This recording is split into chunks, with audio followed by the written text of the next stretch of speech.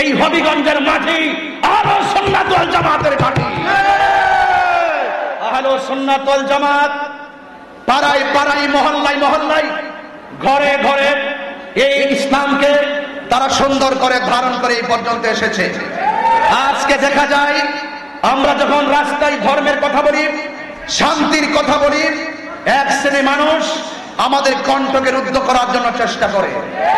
আমরা খুব ভালো করে জানি যে চেষ্টা তারা করবে, হক এবং বাতিল থাকবে, এরপরও আমরা ভীত নই।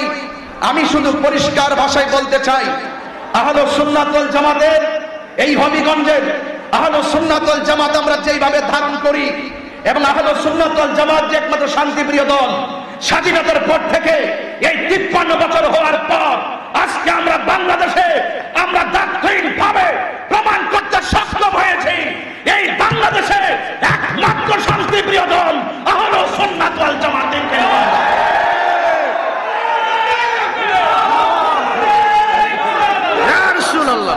যারা আমাদের কণ্ঠকে রুদ্ধ করতে চায়, আমার ভাই ফারুক ভাই, তিনি অত্যন্ত সাহসী ব্যক্তি।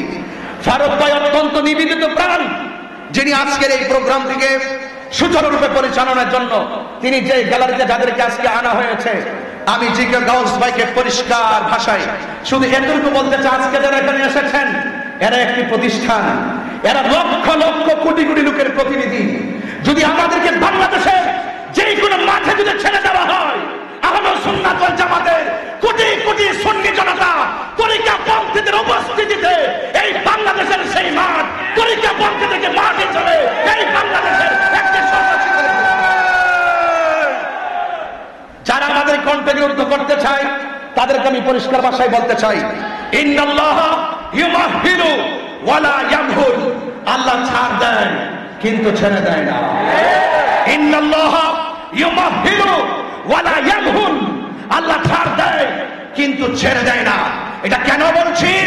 এই দেশ আউলিয়া کرامের দেশ, এই দেশ বাবা শাহজালালের দেশ, এই দেশ শাহজালালের